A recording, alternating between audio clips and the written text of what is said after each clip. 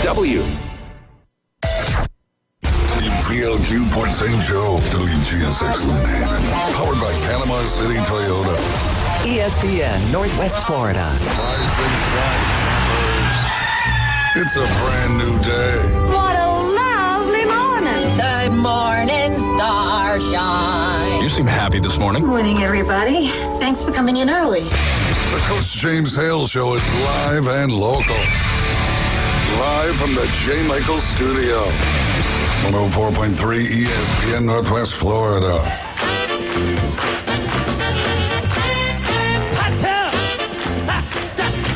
And good morning, Northwest Florida. It is the Coach James Hale Show on ESPN 104.3 on your radio dial. I am Jeremy Pridgeon in for Coach Hale, who is on location, probably somewhere around Hoover Met at the SEC baseball tournament. They didn't even tell me where he was going. He just packed up and left about 10 minutes before the show ended yesterday. Well, you know, he loves this event. A few years ago, I told him, I said, have you ever been to the SEC baseball tournament? He's like, no, never been. And he went, and I think he is hooked. I mean, you know, it's a neat event. We'll talk a lot more about it through the course of the morning. But, you know, you get the SEC basketball tournament where you get all the schools in together. And this is the same way. You get the SEC baseball tournament, and everybody's in one place. And that's different than football, which he loves. You know, obviously just got two schools there playing anytime you play a football game, but the tournaments bring everybody together. And so you've got these setups where you've got the Mississippi State fans, they're Rapid and LSU. And so he has made this kind of a fixture in his May schedule every year to go up to Hoover. And Hoover does such a great job as well. They've centrally located for all of the conference there. So if you're, you know, in Gainesville or Norman or Austin, you're able to get around and get into Birmingham. So maybe he'll call and let us know how things are going. They've got an early game. Auburn and Texas A&M are going to have to play at, I think, 11 our time to finish up the second round. We'll go through some scores and updates. So I think there's actually 4 games today still, maybe. I'll have to double check that, but Auburn, Texas A&M kick it off here. So, but I'm Jeremy, and alongside me this morning is Frank Wright. Good morning. Frank, how are you today? Doing well. Just got back from Atlanta yesterday on a little AV Tech trip. So a little tired, but excited to get going this morning. You know, you may be better known as Maverick Wright's father.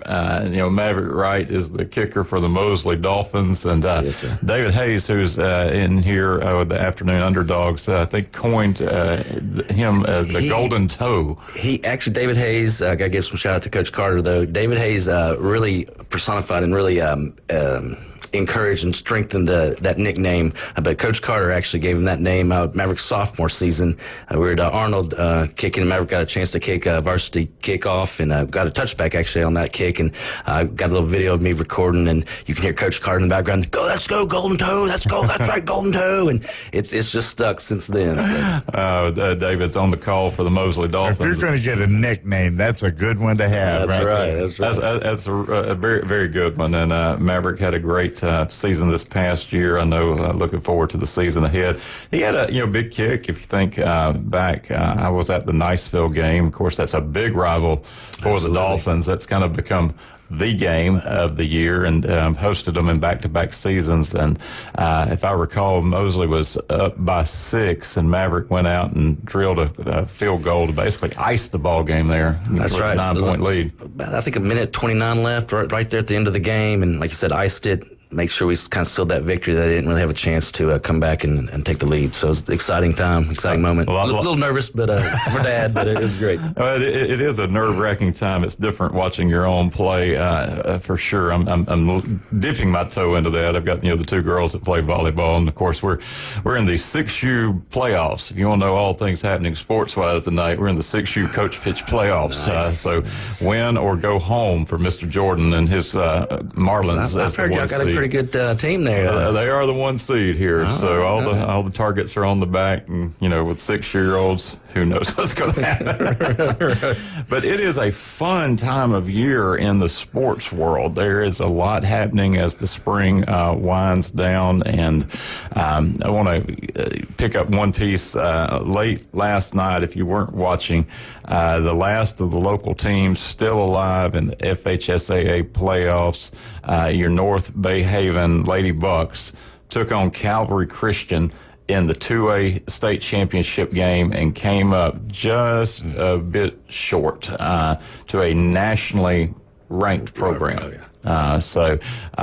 Made Bay County proud. They were going for their first state championship in softball, had defeated Miami Westminster Christian in the semifinals, and stood tall there against some tough competition. Calvary, the pitcher, I looked at her ERA. Her ERA was 0.4. Oh my goodness! Yeah, 0.4. Yeah, and North Bay Haven was able to scratch out 3 runs against her, I believe. I'll have to double check that final score. But congrats to the Lady Bucks on a tremendous season, and I know that the future looks bright. Baseball, softball here in the area, very, very strong. Of course, earlier this week we were all talking about the Arnold Marlins, and Arnold had a tough loss against American Heritage.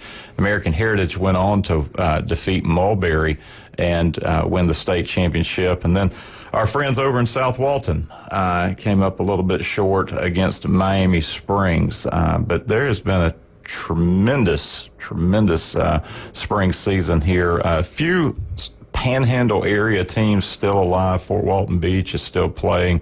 Pace is still playing in the softball. Baseball has wrapped up now, so we're seeing the spring sports wind down. And, obviously you've got the Mosley football shirt on here, but Mosley has been in the spring football, and I think you went to the controlled scrimmage, or did they call it a jamboree? How did they? What? Yeah, last Thursday night we went over to Crestview. It was kind of a 4-team kind of scramble, I guess might be the most craziest way to say it. It was us, Niceville, Fort Walton Beach, and Crestview, obviously. And so I had a great time. I was really impressed. I was a little bit worried, to be honest with you. Coming in, we lost a great O-line last year, a great starting quarterback in Sammy Freitas. I was a little bit anxious to see how we'd look. I was really impressed, really proud of the guys. The coaching staff are good, strong spring practice, I thought. The O-line looked pretty good. There's 2 guys kind of in competition, but I think J.P. Holzenbeck is kind of starting to emerge. He showed some really good, just some decision-making in the pocket. I felt like he moved around really well. Not quite as accurate on some of his passes, but that'll come. I was really excited about this kind of showing that we had in each of those games, and we did a really good job against Niceville. I'm definitely going to get that plug in there. We definitely whooped up on them as well. So won all 3 games. If you can kind of say you can win. What was the format?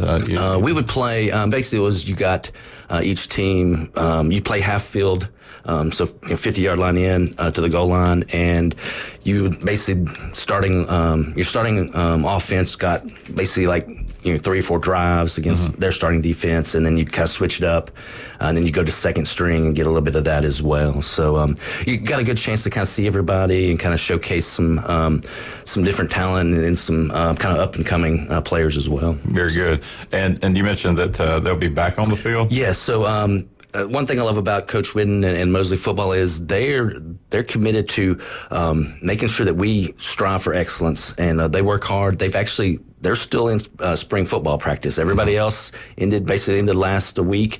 They've been going through this week. They've got the green and orange scrimmage tomorrow night, Friday night, actually up at Bozeman Field.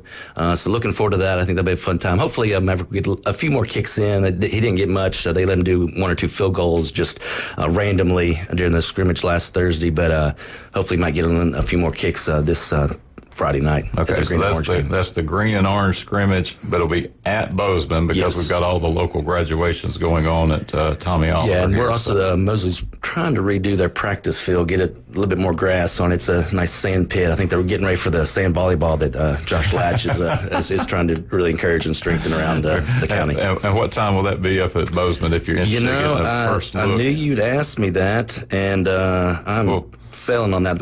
I want to say it's I don't want to say anything right now. Let me find out. We'll get back confirm with that. you. But if you want to get your first look at your Mosley Dolphins, because I know you've got a lot of Dolphin fans, up in that part of the county here. That, yeah, absolutely. Yeah, and once we find the time, there is an admission. We're asking people to bring in either bottled waters or some Gatorade or something like that, just to kind of help the team out. As they're going around with things, with practice and all. So. Okay, and what's the format for tomorrow night's scrimmage? Is it more of a game situation, or is it going to be more of this controlled? It'll be a little bit more controlled, I think. They'll probably play through some more stuff and it'll be more of kind of a full field. To be honest with you, I haven't had a chance to make it out to much spring practice this season. But the game is this Friday at 6 p.m. at the Bozeman Stadium.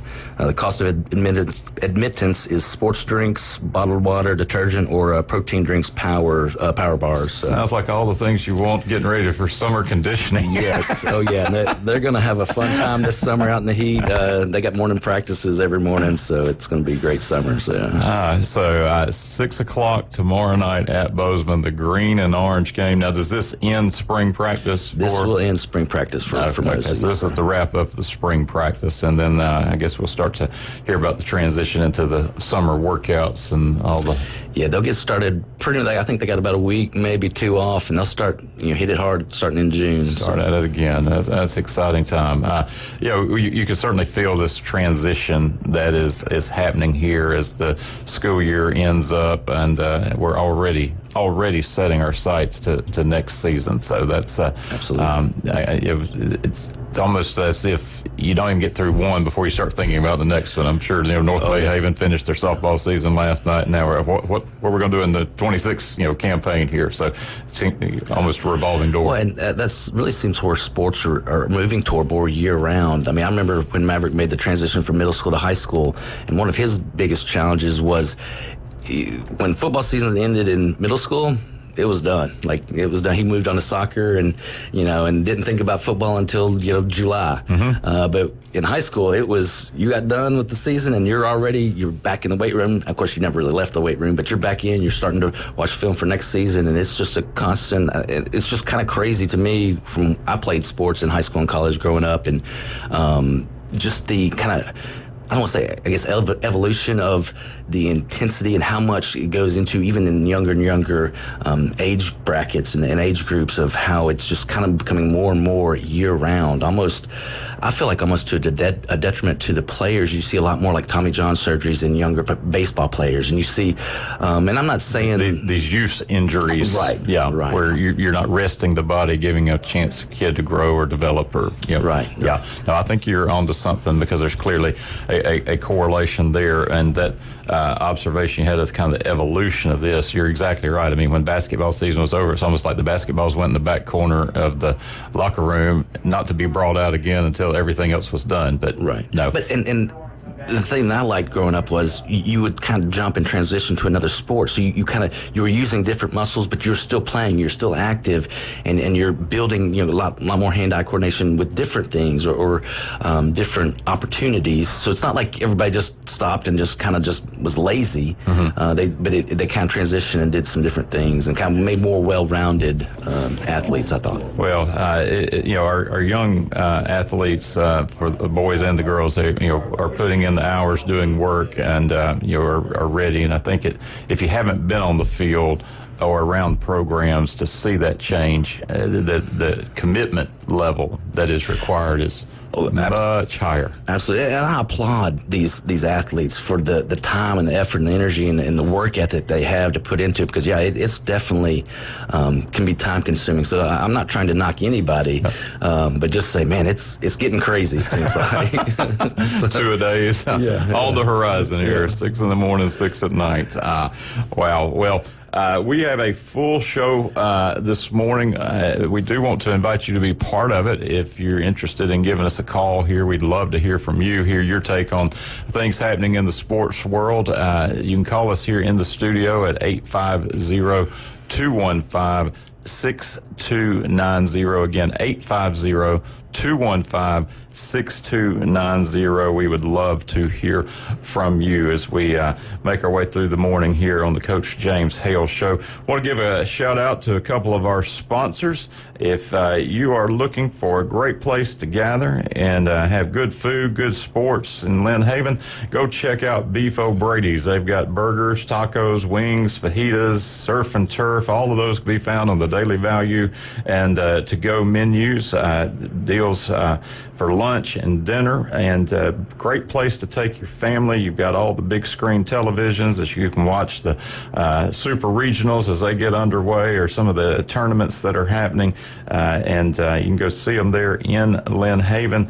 Beef O'Brady's. And as the weather is getting warmer and summer is upon us, you want to make sure you're taking good care of yourself. I've already got one child who got a little sunburned out there in the heat, and that's just part of what happens here in Northwest Florida. So go make sure you see Dr. John Ward and his fine team of specialists there, dermatology specialists. Get checked to make sure everything is in good order as you care for your skin as we move into these hot days of summer where everyone's heading out to the beach, getting ready for a big Memorial Day holiday weekend that is upon us.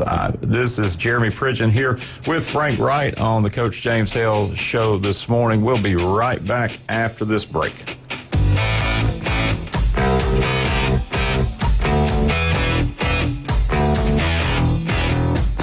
ESPN Northwest Florida. The Atlanta Braves play here. The Atlanta Braves made it to 500 and gaining ground in the East. Ozzie to Allen, Allen to first, and that's a double play for the win. Tonight, the Bravos look to batter the struggling Washington Nationals. We'll have live play-by-play coming up at 5:45 from National Park, right here on your home for the Braves on the Gulf Coast. ESPN Northwest Florida. Good morning. This is Joanna on ESPN Northwest Florida with your forecast on this Thursday. Some sun this afternoon and evening with a gentle breeze out of the south-southwest around 11 miles per hour, and look for the high to be 84. Tonight, there will be clear skies with the temperature reaching 74 and a gentle breeze. Sunny tomorrow with a wind around 8 miles per hour and the high of 85. Saturday, we'll have a high of 86 and sunshine. This weather is brought to you by Earthworks of Northwest Florida. Thank you for listening to ESPN Northwest Florida. Rely on it. Golf is a game that should be fun, but to have the most fun, you need to play your best. That's where the experts at Golf Plus come in. Their friendly staff will guide you through the buying process, answer all your questions, and can help with any repairs you need along the way. Golf Plus is your custom fitting, club repair, and golf retail shop. Golf Plus staff is non-commissioned and will work with you to find the best product for your game, just like they've been doing since 1988. Golf Plus in Dothan and Panama City Beach. Fitting, repair, retail. That's Golf Plus. Your biggest investment is your home. Protect it while also improving its appearance with Earthworks of Northwest Florida. We have sand, mulch, gravel, or lay down decorative stone, all available for pickup and delivery. Discover your dream landscape with Earthworks of Northwest Florida. Imagine the moment you proudly pull up to your home that you've worked so hard for, enhanced by quality mulch, decorative stones, and more. Let's make it happen today. Request a quote online at earthworkspc.com or swing by the office at 2005 Industrial Drive. Love the land you live on. Welcome to It's the Coach James Hale Show. But I believe diversity is an old wooden ship that was used during the Civil War era. Live from the J. Michael Studio, 104.3 ESPN Northwest Florida. And we are back on the Coach James Hale Show, ESPN 104.3 on your radio dial. Give us a call here in the studio, 850-215-6290 if you want to join in on the discussion we're having this morning as we feel the spring kind of winding down, looking toward the summer. It's Memorial Day weekend coming up. We're going to be welcoming thousands to the beautiful beaches of Panama City and joy. Show me the money. That's all I like. It looks like it's going to be a good weekend, though. I mean, the weather's going to be fairly, nice here. So excited to be the official kickoff to summer. Yes. And, of course, as we're gathering, we're always mindful of the reason why we're able to enjoy these freedoms, because of those who gave the ultimate sacrifice on this Memorial Day weekend. And we remember those families who lost loved ones in service to this great country, even as we are grateful for those who serve. So many in our community are tied to our armed services, and we are certainly thankful for all that they do. I've spent a little bit of time just talking about, just Tyndall and the rebuild out there, and was in a meeting and shared that 16,000 more personnel will be coming into the area over the next 5 years. That's already 8,000, and that's just the Tyndall portion. That doesn't the families and everybody else. Yeah, and then the naval base here. So we are grateful for our U.S. military. So I want to talk a little bit. We've touched on Mosley football, and obviously Mosley has been a dominant force here, back-to-back district championships in the area. They kind of slayed the giant of Niceville, and that had been sort of the juggernaut. But you with Maverick and the program have taken on a bit of sort of, I would call it, for lack of a better word, kind of game day operations somewhat. I've watched high school sports, officiated a number of years, and I'm watching the same evolution that you have spoken to as we were in the first segment talking about the year-round part of this. But I would share that we're also seeing an enhancement of the kind of game day experience. That I went out to Mosley volleyball, and they've got the smoke, and they've got the televisions, and they've got the videos, LED and wall, LED, all of those things. And in some of the higher profile programs, you're seeing more than just the X's and O's of playing the game, but you're really seeing something that years ago might have been a small college type atmosphere, but you're kind of behind the scenes on a bit of that work. If you've watched the Mosley Dolphin game, so kind of tell the listeners here about some of the things that Mosley's tried to do to create that atmosphere to make it a little more intimidating. Yeah, absolutely. A couple of years ago, I was approached by some of the board of director, I guess not board of directors, but the parent board, for Mosley football, and they just were like, hey, Coach Whitten, he's really wanting to kind of elevate our game, not just, the actual game on the field, but really bring it more of a true fan experience for everyone. And, of course, they did like a little pregame, like starting lineup video. And, so I got a chance to start doing that. So when we take pictures of the kids, we also video them as well. And I put together, a starting lineup video before each game that plays. And then last season, Coach was like, man, I want to have like a pregame hype video. And I was like, all right, well, I'll see what I can do. And, got some footage from, different seasons, put that together, and really had, I feel like an exciting time, really kind of to amp up and hype up the crowd. It was really neat.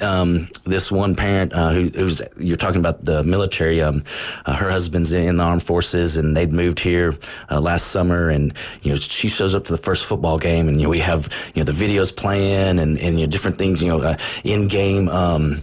Hype stuff going on. If we got an interception or there's a touchdown, stuff gets thrown up on the Jumbotron. We have a great facility at Tommy Oliver to be able to do that. And so, she's like, man, I feel like I'm in a college game. And, I'm like, oh, that's exactly what Coach Whitten's wanting, And so, just had the opportunity to do that. And so it's really neat to, as my son's playing, I also get to kind of be involved, kind of a little bit behind the scenes and get to do that. So it's been an exciting time How time intensive does that become? Looking through all the B-roll and, trying to get to... Absolutely. It can... we'll just put it this way: a lot of my off time from my real job gets spent late evenings, Saturdays gets spent on that, because I'm not the best or the fastest, so but just scrubbing through all that footage, trying to find some stuff to do, and plus just kind of getting things set up, so that you can kind of automate things a little bit better. It can be a little bit labor intensive, but I love it. It's a great opportunity to. Well, and the kids love it. I think, there's not a kid out there that doesn't enjoy absolutely. looking at the reel to see when they made a play that it's been captured in this, high-tech environment we're living in Absolutely. now. And one of the coolest things Coach Wooden really wanted to do was he's like, I want a fourth quarter, like pump-up hype video right there. As fourth quarter started, we were able to, turn out most of the lights at Tommy Oliver and, play this video. And the best part was especially when we were playing Niceville last season and we showed the clip from the previous season that we were able to get it. We actually got the ESPN radio call that David Wright, put together, or Kyle Wright and David Hayes had put together, and we were able to kind of include that. And so it was great when we were playing Niceville to then show that right at the beginning of the fourth quarter and kind of just twist that knife a little bit. And especially when since we won that game, it made it even sweeter. So you mentioned Tommy Oliver, and it's a shared stadium, obviously, and so trying to create an environment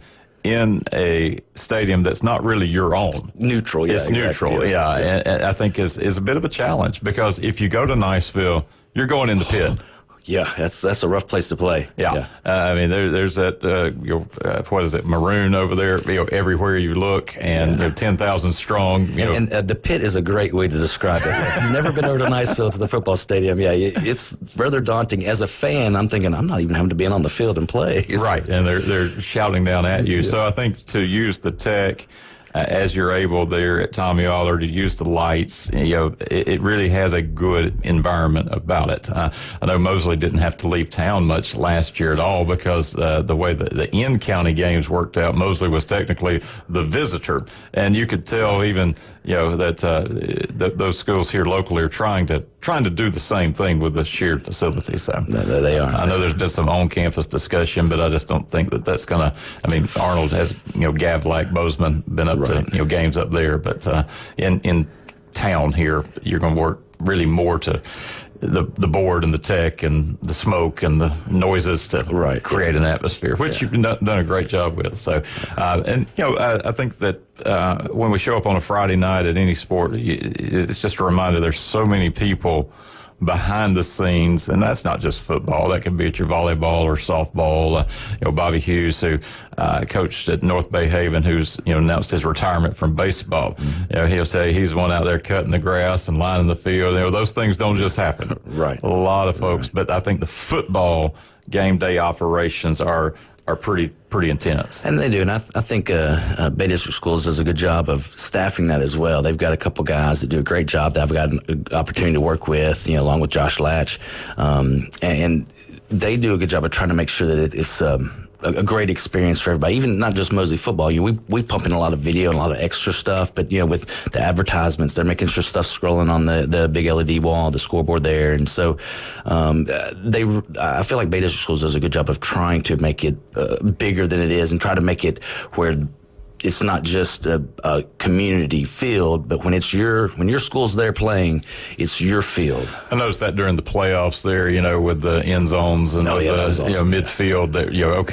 this is the only game in town this week, and so the kind of Old English M was out there, and make it so. But that Friday night experience has certainly been enhanced, and I think it adds to the quality. I've seen the other side and calling games, in places where, programs maybe were not as committed to, doing the extras to make it special for these kids, because we do, talk about a lot of kids who'll go on and play college, and we're, glad to see that happen. But for a majority of your athletes, this is it.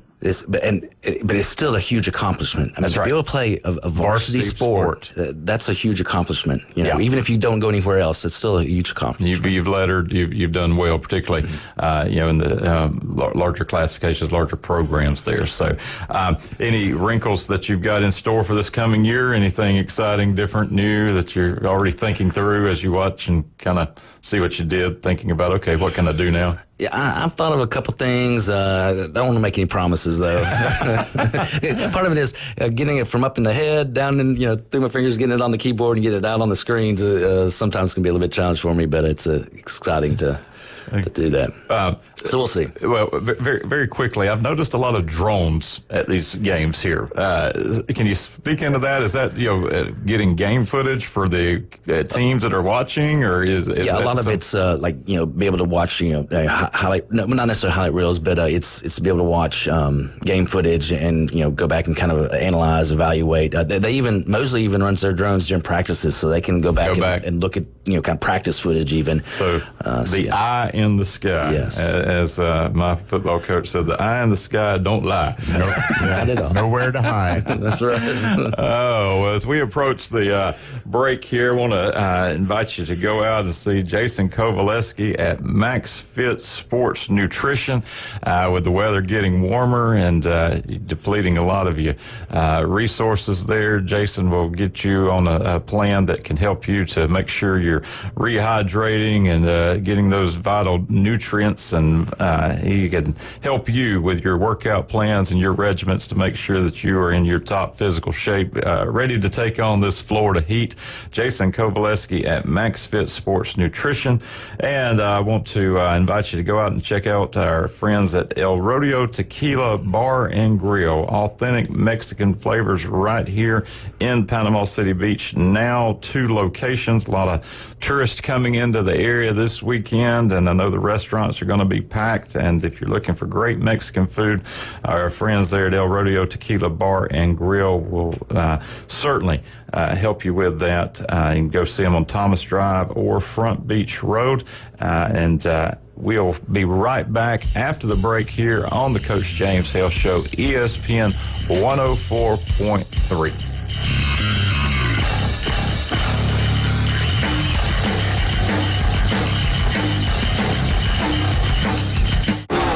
The ride home just got more dangerous. 104.3 ESPN Northwest Florida is your spot for the afternoon underdogs. One of the more underrated, fast as lightning, that he's got perseverance. Weekdays 4 to 6 live from the CBC Construction Studio. Reactions, rants, and your calls at 850-215-6290. The afternoon underdogs are live and local. Weekdays on ESPN Northwest Florida. Big Memorial Day mattress sale going on now at the Sleep Center. Stop by the Sleep Center and you can save up to $800 on select Stearns & Foster adjustable mattress sets. Stearns & Foster, made in the USA, and available at Sleep Center, where it's bedtime all day long. TK Vandy Roofing and General Contracting is a 5th-generation contracting company based right here out of Bay County. TK Vandy's expertise in commercial and residential roofing, as well as a design, build general contractor, set them aside as a versatile and fresh alternative to achieve your construction needs. Contact TK Vandy Roofing, 850-866-9908, or email support@tkvandy.com. They can't wait to help you. Do you want to eat like a local?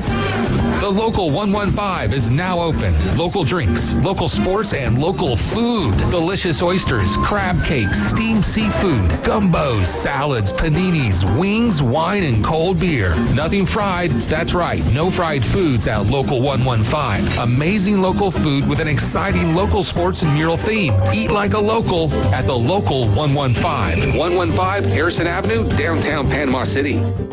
Big Memorial Day mattress sale going on now at the Sleep Center. Stop by the Sleep Center and you can save up to $800 on select Stearns & Foster adjustable mattress sets. Stearns & Foster, made in the USA, and available at Sleep Center, where it's bedtime all day long. Hi, this is Ryan Mulvey. Join me weekdays starting at 11 for the Inside Drive. The latest sports stories, the biggest reactions, and even sports betting right here on ESPN Northwest Florida.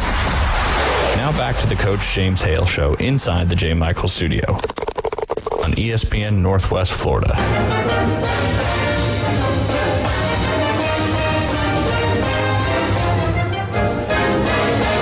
Tommy St. Amant, Florida State, Florida State, Florida State. Wherever you are, Tommy. You get mad at it. Oh. Tommy's a great guy there. He's such a big Seminole fan, and he is usually here with us. But he and Louise probably out traveling, or he's chasing grandchildren, or doing all the things that Tommy loves to do. But talk about our county AD Josh Latch. Tommy was in that role for I think 23 plus years, and this did a great job in that work. So it is the FSU update, and we are talking a little bit of FSU baseball here. When you start looking at the Atlantic Coast Conference bracket, and you see Cal, and you see Stanford, still trying to get my head around that. These conferences are crazy now. Yeah, all about the money. It is. But the quarterfinals of the ACC tournament are being played today.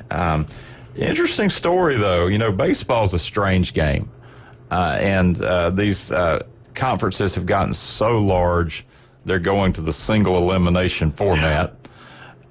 Cal is the number 16 seed, the worst of the year, in terms of the, but they are still alive in the ACC tournament. Number one Georgia Tech taking on number one Georgia Tech in the 116 game.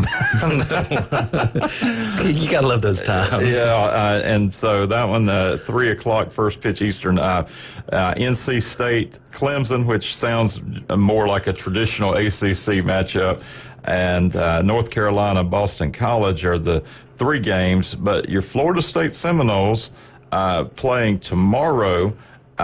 They have Duke as their opponent. Duke is the 7th seed. Duke beat Pitt 4-3. Pitt had advanced, defeating Louisville 13-11, and so half the ACC is at the house now, and down to the quarterfinals in the single elimination format. Florida State right behind Georgia Tech. If you look at the Florida State ball team here, baseball team, they're sitting number 6 in the nation. And we'll talk a little bit more about potential host sites and things of that nature with the NCAA baseball tournament. But they have had a very good year. Got to see them earlier this year. We had the church trip over to FSU Florida game. Yeah, that's always a fun trip. Yeah, every year. And half the bus is Gator fans, and half of them are Noel fans. And I'm just wearing a white collared shirt. You kind of officiate, keep the peace between the two. Keep the peace between the two. But, it's been kind of a tale of two seasons. Florida is finding their footing a little bit, and we may talk a little bit about the Gators, but FSU has the ingredients on this particular club to make a push and do well. Hudson Rowan, who's got local ties here, was at church with us on Easter Sunday and had a couple of the players because they were off. The series was moved up to the Thursday, Friday, Saturday, and so he had come into town and was able to see some of his family. And it's kind of neat to see these kids that we follow through our feeds and through the scrolling to actually get a chance to talk with them and see that they are just 21-year-old young men that guys like us get to play the game. Not like us, but get to still chase the dream there and play the game there. So the Noles are doing well, and then on the other side, the ladies in the softball, FSU softball, they won their regional, had to go to the winner-take-all game against Auburn as they had the Lady Tigers in town over the weekend in Tallahassee. They're advancing now to play Texas Tech, who will be coming over from Lubbock. And that'll be an interesting super regional as that gets started in Tallahassee. We'll talk more about the supers with the ladies. But for postseason in Tallahassee, they're staying alive. It's a good day, yeah. It is good. And it's never too early to start talking FSU football, particularly with a very interesting season opener. The Alabama Crimson Tide. I know this your alma mater there. Yeah, I know this is the FSU update, but I was able to work Alabama into this. Guys got to get that plug in. Yeah. But we have a game time. We have those early week games announced here, and Alabama FSU has been slated for a 2:30 kickoff in Tallahassee. That's going to be pretty warm at Doak Campbell Stadium. But Alabama's first time ever to play in Tallahassee. We've played FSU several times, either in Birmingham, Tuscaloosa, Jacksonville, or most recently in Atlanta. But this is the beginning of a home and home. This year's game will be in Tallahassee. Next year, the Noles make the return trip. And I have to say, this is one of those games that I think both fan bases want to see. It's going to be packed house. It's going to be a great game. Florida State and Auburn have had a history. They've not played recently, other than postseason. FSU and LSU had played historically, just right down I-10. But Alabama and FSU have not, I won't say avoided each other, just not kind of been in the same orbit to play. And so kudos to both athletic departments for getting this game on the schedule. I was at the game at Mercedes-Benz. And that's the last time we played. It actually was the game that opened Mercedes-Benz Stadium. And, Frank, that had a national championship type feel to it in game one. You cannot put any more pressure on two coaches than what Mike Norvell and Kalen DeBoer will face when they get on the field. Game one. Alabama did not meet expectations relative to what the fan base is accustomed to, whether those are realistic expectations or not. And you got to think, though, the NIL, the transfer portal, all that is really changing the game. And I think obviously Coach Saban saw that and made some changes in his own life, and so it definitely created some transition time for Alabama and all coaches. And FSU's woes were very well chronicled, and there's kind of a pass that was given, but Gus Malzahn is in as your new OC. I'm excited about that. That's a wrinkle. If there's been somebody that's back vexed to Mosley football, with Gus Malzahn coming in, he's bringing back in Randy Pittman, from my understanding, who was down with Gus down at was it UCF? Yeah, UCF. So excited to see Randy a little bit closer to home as a Mosley Dolphin. Well, and Malzahn had some success against Alabama, and I really think he's better suited as an OC. Part of this is kind of finding the right seat on the bus. It really doesn't matter if we're talking sports, we're talking, business, we're talking church even. You got to get the right people in the right seat on the bus. Yes. And I'm using that intentionally because we keep talking about the Gus bus, and sometimes as the HC, it crashed.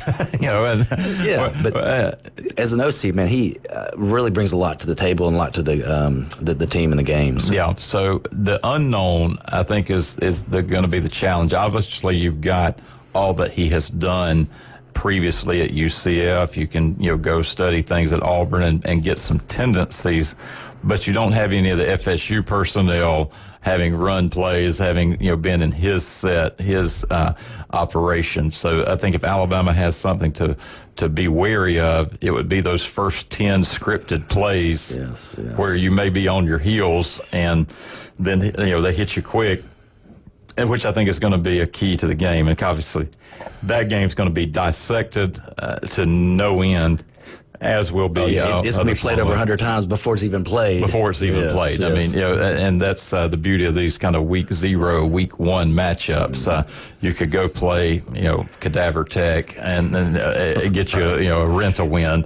But those aren't always guaranteed, as we've seen over the past couple of years. You can get somebody to sneak up on you. But to have all summer to talk about not just this game, but Ohio State, Texas, which we'll talk about later. Tennessee, Syracuse, Clemson, LSU. I mean, there's some blockbuster non-conference It's going to be a great start to matchups. the season next season. And I do fear that these games may be an endangered species, with the college football playoff dominance. if you're FSU, you can go through the ACC and you may get through as an AQ and get your bid if you can win the conference. But what is the benefit of taking a game like Alabama if you drop that game and don't win your conference, and then you're potentially on the outside looking in? Or for Alabama, just going through potentially a 9-game SEC schedule, and then this added game of Florida State, and that's not their only Power Four. Alabama's also finishing off the back end of their series with Wisconsin. So the Badgers make the return trip to Tuscaloosa. So you've got 2 Power Four non-conference plus your 8 SEC games this year. What's the upside? It's really, I think, going to come down to strength of schedule. I mean, that's where everything seems to be going. And so I think it's, like you said, it's going to start forcing teams to really look at their schedule and what they're, who they're playing, when they're playing them. And I think that because if you're going to take a loss, you kind of like with Notre Dame, you want to take it early. I'm a huge Notre Dame fan. I won't get that plug in there for myself. They took a loss early to Wake Forest last year, but still came back and had a chance at the national championship. I'm a little sad about that, but so I think a lot of they're really going to be looking at scheduling and when you play those games, and do you play a stronger team that's not in your conference and kind of take that risk. So absolutely great questions to be asking. Well, we are bumping up against our break here, and rich discussion about the things happening in Tallahassee. Good luck to the Lady Noles this weekend of the Supers and guys in the ACC tournament. And obviously a lot more will be said about that blockbuster season opener. I want to invite you to go down to the local 115. This is the Vandergrift family. Great people there, but they have a tremendous restaurant in downtown Panama City. Some great oysters. They've been having some great oysters coming in. Great oysters there. You can go in and see the murals by the local artists. They've got this sports bar theme, and with the conference tournaments going on, it'll be a great place to spend some time, eat some oysters, watch the games. They pay homage to the coaches and the players that have helped to shape Bay County here, the local 115. And then if you are out there training and you maybe do a little too much and you need some medical care, go see Dr. Chad Mitchell, as he has cared for Bay County athletes here, and he can care for you and his work with Orthopedic Associates. Chad has given many hours walking those sidelines on Friday nights to make sure that Maverick and all those other guys out there are seen to in the football games that they play, and he will get you back on the field or on the court or whatever your passion may be. If you happen to have any orthopedic needs, Dr. Chad Mitchell. Give us a call here at 850-215-6290. I'd love to hear from you as we continue on the Coach James Hale Show here on ESPN 104.3. We'll be right back.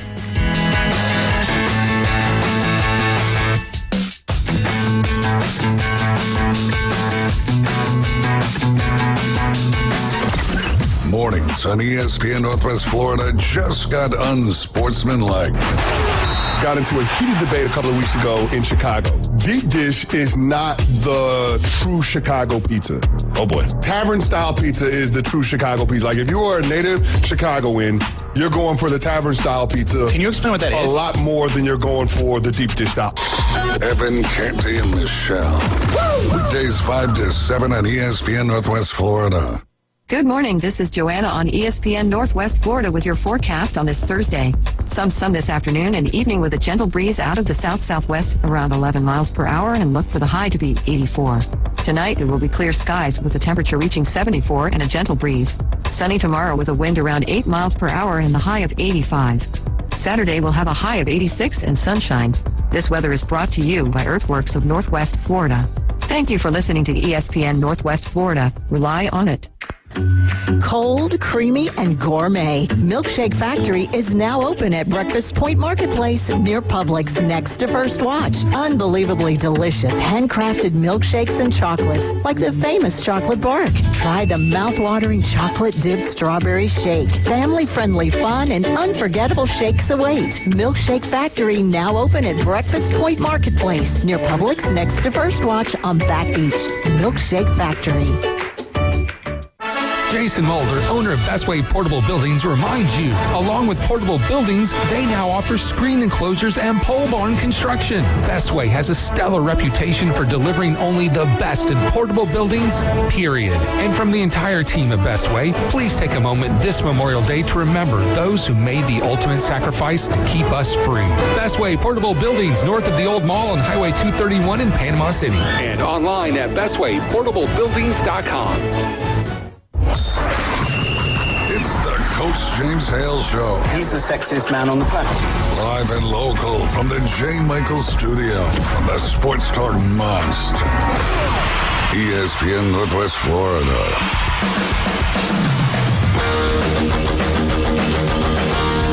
And we are back on the Coach James Hale Show, ESPN 104.3. Jeremy Pridgeon here in for Coach Hale alongside Frank Wright. And we are enjoying being with you this morning. If you're out there listening on your drive in to work or sitting there in the office and you want to jump into the conversation, give us a call here at 850-215-6290. We mentioned Jason Kovaleski and Max Fit Sports Nutrition earlier, and love to get his opinion on a little bit of a controversy that is brewing up in Columbus, Ohio. We were talking about the start times of these Week 1 games that have been announced, and I think Texas-Ohio State could arguably be the non-conference game of the year. Rematch of the semifinal game that took place that had blockbuster ratings. Now they're going to turn around and open a home and home. And kickoff time for that, big noon. Odd time. I mean, you got two powerhouse teams. And 11 in the morning Central Time. Yeah. Get up early for that one. 9 a.m. if you're out on the West Coast. And folks in Columbus are not happy. This is Fox broadcast with them having rights to the game, and they have opted to put it in this slot that they have used a number of times. If you look at a typical Saturday, it's usually pretty light during the 11 o'clock, 12 o'clock, and all of us who grew up watching the SEC, we all dreaded the 11 a.m., 11:20 kickoff on then Jefferson Pilot Sports. Right, you wanted that 2:30 game. You wanted that primetime game if you couldn't get the 2:30 game. But Fox, seeing kind of market saturation, has put their marquee games at 11 in the morning our time, and looks like the folks in Columbus have had enough. Yeah, there's definitely been some pushback on that one. Even to the point that there are bills being drafted in the Ohio legislature to try to avoid this. You look at SEC football and you're like, man, we love our football. Apparently Ohio State's stepping up and say, hey, we love our football too, and we're going to say something about it. Even a protest movement of what if we just, I've seen this out on social media. What if we just said we're not going to play at noon, we're going to play at 8 o'clock? What would that entail? I think there would be multi-million dollars broken contracts. Yeah. The experience of watching on television and the experience of being in a stadium are two different things. You and I, had the opportunity to go over and watch FSU play Notre Dame on the Sunday evening. There, it was a great night in Tallahassee. But if you're going to the game and kickoff's at 11 o'clock, you've got all of this traffic that is flooding in because you got 100,000 people plus. And you've got people on this day who are going to go to this game who don't even have a ticket, who just want to be around the environment. Absolutely. Yeah, the tailgating that's going to be happening beforehand. Yeah, absolutely. And the tailgating is something that usually is a build up to the game. So, are they going to start like Friday night? I mean, what's going to be happening here? These tents are going to have to go up Friday night here because if you're like me, I like being in the stadium an hour before the game. I want to watch the warm-ups. I want to watch the bands. I want to feel the sort of pregame environment. And I know the folks in Austin who are making their way up want to see that because this is a one-off. When are they going to go back to Ohio Stadium for a ball game? I know when Alabama played Texas several years ago, and we went out to Austin to watch the game, Fox put it at 11 in the morning. And, here we are playing Texas, first time in 100 years. Right. And by 2 o'clock, game was over. The event was done. And so there's something lost in this early morning kickoff. So thoughts on that? I don't know if I don't know what Fox is doing. I don't understand their reasoning and the rationale behind. I don't know if they feel threatened that they're not going to be able to get viewership, but it's Texas, Ohio State. like what more do you need? Yeah. I mean, I don't understand the thought process behind that. This game is going, and I know there's some great ones. Alabama, Florida State, we talked about in the previous segment.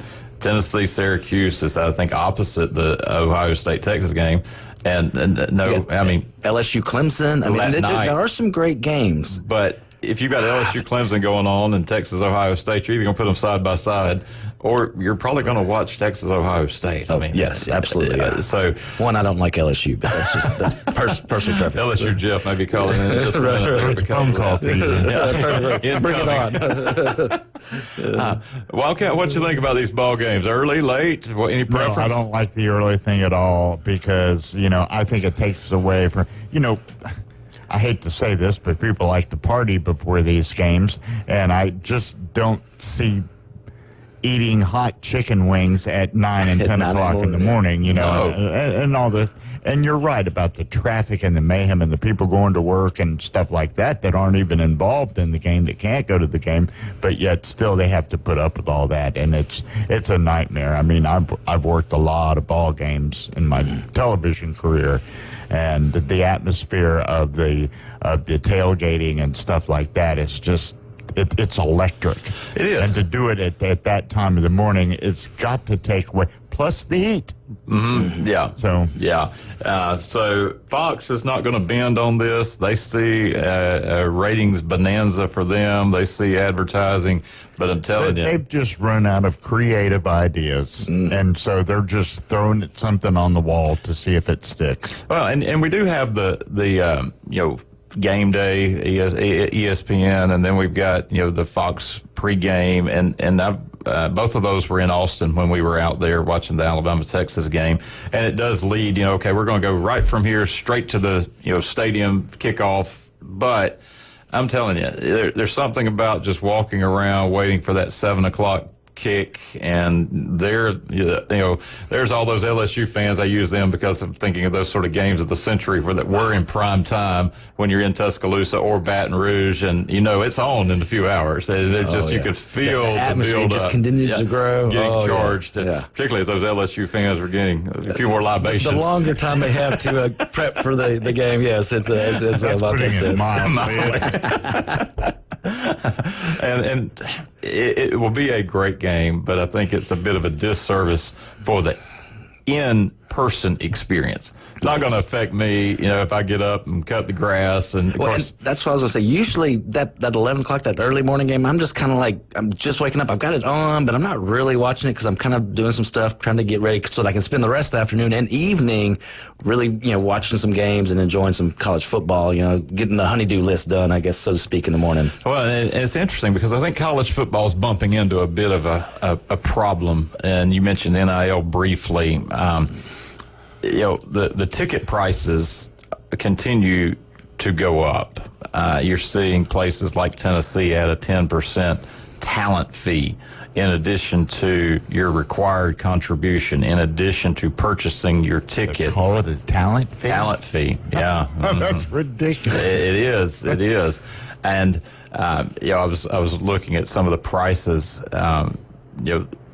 Alabama, Auburn face value, and this is not universal because there's different tiers and all, but Alabama, Auburn, for Alabama folks wanting to purchase a ticket to the Auburn game that had access, $205 a ticket just to get you in the stadium. That's wow. But how many empty seats are at these stadiums when, obviously Texas, Ohio State's going to sell out, but when Ohio State's playing North Texas later in the year, it's going to be empty. So we're at a tipping point, and Kirby Smart has kind of, spoken into this. You're hearing Saban speak into this. obviously television is going to be a driver, but how many people are going to fork over that kind of money to continue to have access to the tickets and pay to go to the games when the experience maybe is cheapened when you've got an 11 in the morning kickoff? Right. It's a lot to ask. And, I think my plan is to be at Doak Campbell, so I'll probably be watching that early games from somebody's tailgate around Tallahassee. Putting those cardboard people up there in the stands like they did during COVID. Yeah. They absolutely will. I mean, you're talking about, the expense of going out there. If you travel, the hotel, you're talking about, child care. I mean, most of us have, and all those expenses. You're talking about $1,000 to go see a football game. And it's just not doable anymore. Not doable. But $205 just for the Iron Bowl, on face. No telling what happens on the secondary market share. All the extra stuff, Well, we are bumping up against the break here at the top of the hour on the Coach James Hale Show. And as everybody's flocking into Panama City for the Memorial Day holiday, looking for great places to eat, go check out J. Michael's Restaurant, home of the original, a little Southern, a little Creole. Great atmosphere, great place to spend some time with those dear to you as you come here to enjoy the beautiful beaches of Northwest Florida and this Memorial Day weekend.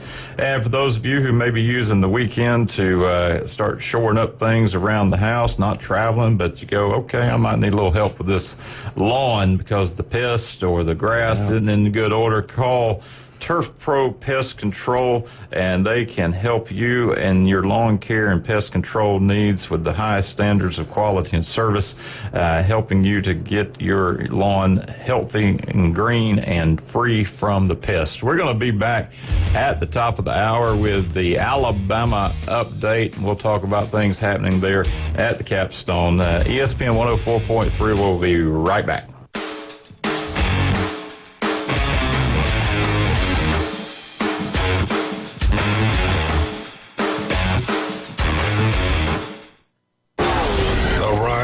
Just got more dangerous. 104.3 ESPN Northwest Florida is your spot for the afternoon underdogs. One of the more underrated, fast as lightning. That he's got perseverance. Weekdays 4 to 6 live from the CBC Construction Studio. Reactions, rants, and your calls at 850-215-6290. The afternoon underdogs are live and local. Weekdays on ESPN Northwest Florida. Good morning. This is Joanna on ESPN Northwest Florida with your forecast on this Thursday. Some sun this afternoon and evening with a gentle breeze out of the south-southwest around 11 miles per hour, and look for the high to be 84. Tonight, it will be clear skies with the temperature reaching 74 and a gentle breeze. Sunny tomorrow with a wind around 8 miles per hour and the high of 85. Saturday will have a high of 86 and sunshine. This weather is brought to you by Earthworks of Northwest Florida. Thank you for listening to ESPN Northwest Florida. Rely on it. Get ready for your next adventure and discover Kia at Bill Bird Kia today. Check out the 2025 SUV family. The road is yours. Take a test drive and see the all-new features that elevate any adventure. Now offering 1.9% APR up to 60 months on the purchase of a new 2025 Kia Sportage or a 2025 Kia Sorento. You'll get the perfect balance of comfort, safety, and technology. We'll treat you like family and give you the peace of mind that you can trust. Bill Bird Kia is the home of that 20-year, 200,000-mile warranty. Stop by and see us at 2435 East 15th Street or anytime at BillBirdKiaPanamaCity.com.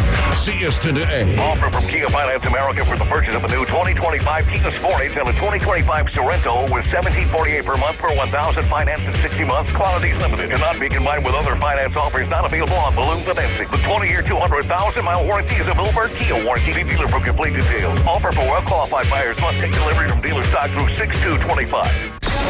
WGSX Lynn Haven, W Field, Q Fort St. John. Powered by Panama City Toyota, ESPN Northwest Florida. The Coach James Hale Show is live and local from the J. Michael Studio. Boss, I got good news and bad news. Well, what's the bad news? Your hat's on fire. ESPN Northwest Florida. And roll tide. we come back to start the second hour of the Coach James Hale Show here, ESPN 104.3. This is definitely your favorite segment. Yeah, it is. Yeah, and Jeremy Pridgeon here with Frank Wright. It just comes off the tongue a little easier than the Tommy Saina might go Noel segment. It sure rolls a little easier. We'll edit that part out. Yeah, in case Tommy shows up next week. Yeah, we'll let Tommy get back in the chair and tell us about all things FSU. But this is your Alabama update brought to us this morning by our very good friends at Steverson Air Conditioning, locally owned, operated here since 2005, top HVAC contractor in Panama City. Wide range of services that can help you, whether it's residential or commercial, renovation or new build. They can help you, and certainly as the weather is getting warmer and man, this past week it's like we have thrown a switch. ACs run nonstop. So definitely give them a call and get them to service your AC before it really gets hot this summer. Yes. I was out working in the yards Saturday morning. My neighbor said that Florida is preheating. That's a good way to put it. So, but exciting things happening up in Tuscaloosa as Alabama's ladies won the Tuscaloosa Regional. They had Jackson State and Belmont and Virginia Tech in town over the weekend and were able to come out victorious over the Hokies to go on to the Super Regionals. Patrick Murphy's ball club it has performed well of late. I was a little concerned about Alabama softball, and Frank, they've been an institution for a number of years. Murphy's done a great job, won a national title, several SEC titles. But he said that he might have overscheduled in the early part of the season, and that's an interesting assessment from Murphy. When you build a team, whether it's softball, whether it's 6U baseball, I think part of it is you've got to develop confidence, and part of how you develop confidence is develop wins.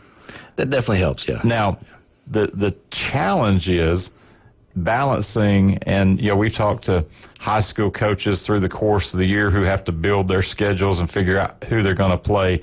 You can build a schedule and get a tremendous number of wins by playing lesser competition. But when you do move into the opportunities to play for championships and postseason, you're not ready. Yeah, you got to find that sweet spot of wins that strengthen your team, not just wins that you can kind of throw in your second and third string in the first quarter, second quarter, and kind of cruise through. And building that kind of strength and ability to be able to play those tough games is very important, very key. And for Murphy, the initial returns created a lot of head scratching. Okay, are things starting to crack in Tuscaloosa? Is this maybe the beginning of the end? And now he has them on the door going into Norman. Big game, number 2 Oklahoma. Yeah, and this is a rematch of a series that was played earlier in the year where Alabama took 2 of 3 at home against the Sooners. So it's not a foregone conclusion that Alabama's season is going to come to an end as they make their way out. This is SEC versus SEC. But having survived that gauntlet of those early season tournaments that were incredibly stacked with talent, brutal, now are they going to be able to reap the dividends of that, even though the overall record doesn't look great compared to previous seasons? This team is certainly battle tested. So this will be a tremendous super regional. Alabama and Oklahoma played years ago for a national championship, and Alabama won, against the Sooners. There's a storied, kind of history for Oklahoma softball. They have been they got a great program, the juggernaut. Yeah, absolutely. And now they are in the conference. So, a team that had tremendous respect from foes in the SEC now has to see them as a member institution.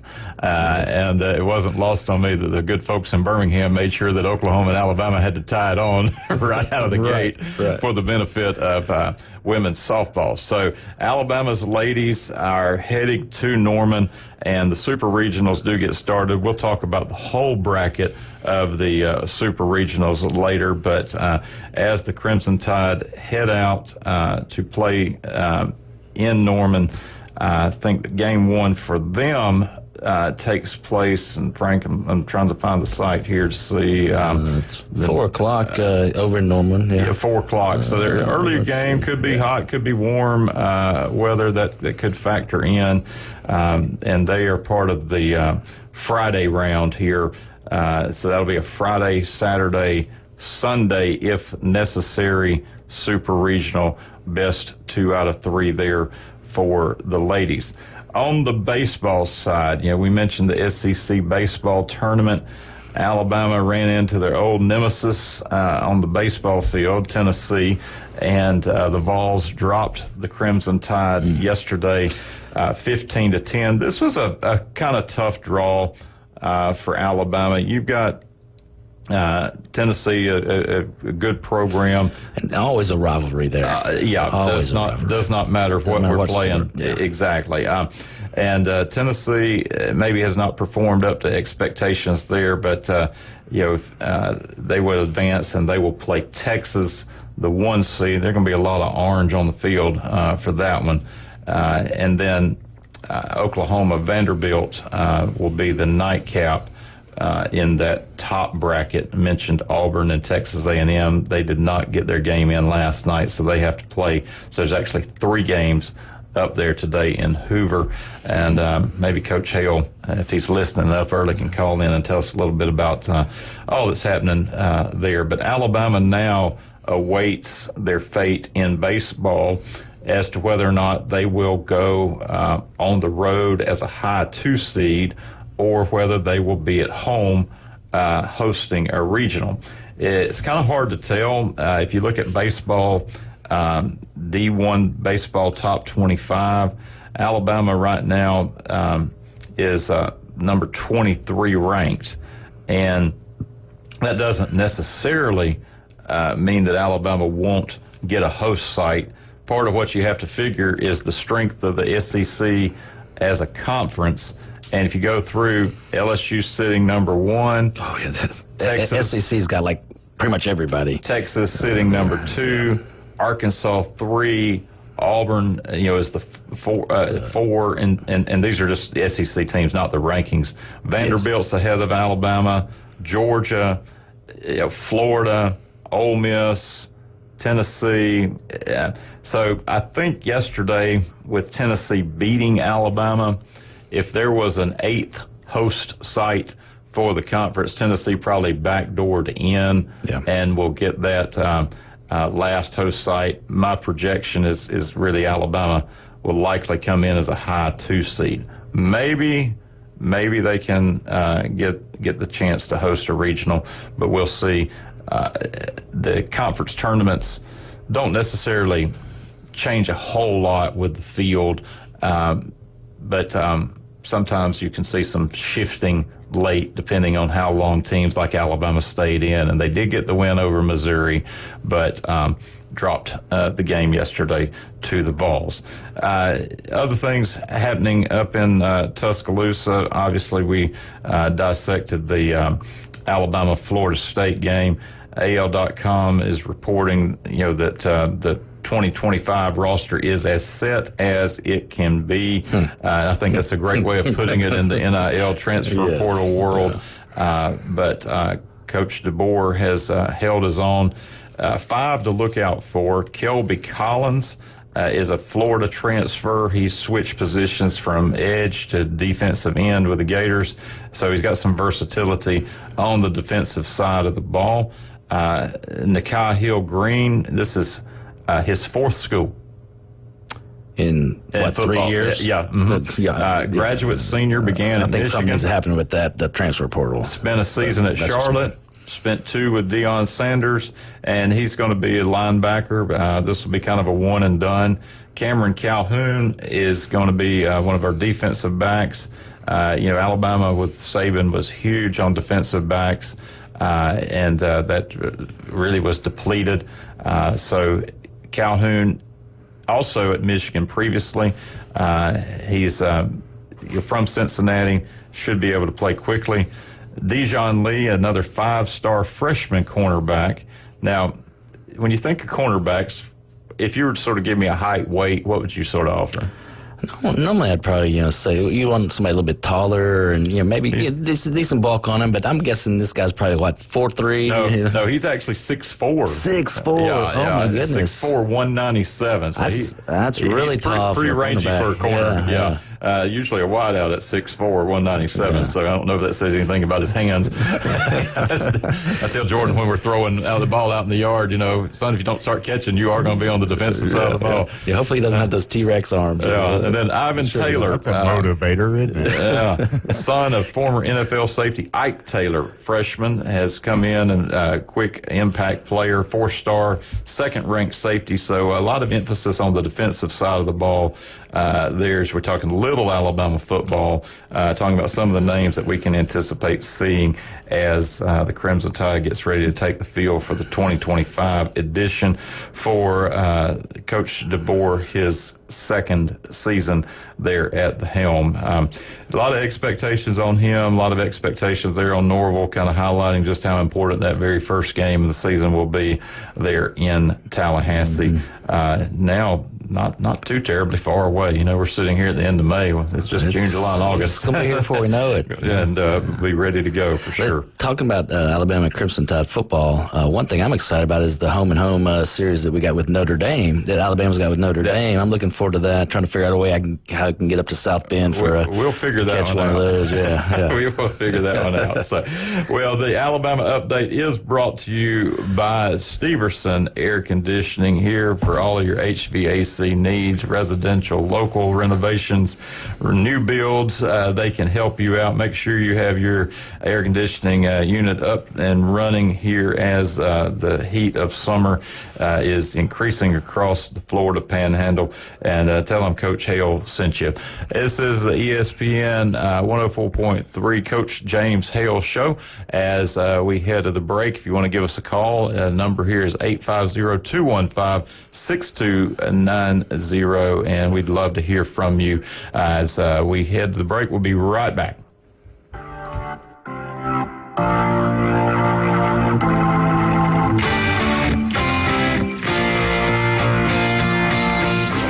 ESPN Northwest Florida. The Dan Patrick Show. Flag football, I don't get this. The NFL was really proactive in getting flag football into the LA Olympics. If I'm the Dolphins owner, am I letting Tyreek Hill play? No. Am I going to let Joe Burrow play? No. It's the Dan Patrick Show, weekday mornings from 9 till 11. ESPN Northwest Florida. Good morning. This is Joanna on ESPN Northwest Florida with your forecast on this Thursday.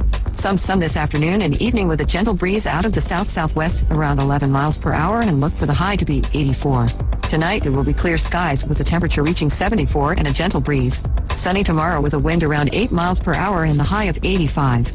Saturday will have a high of 86 and sunshine. This weather is brought to you by Earthworks of Northwest Florida. Thank you for listening to ESPN Northwest Florida. Rely on it. Hi, folks. It's Tracy from Tracy's Fine Jewelry. Did you know that we have a master jeweler right here in the store? That's right. She has over 20 years experience in the art of repairing jewelry.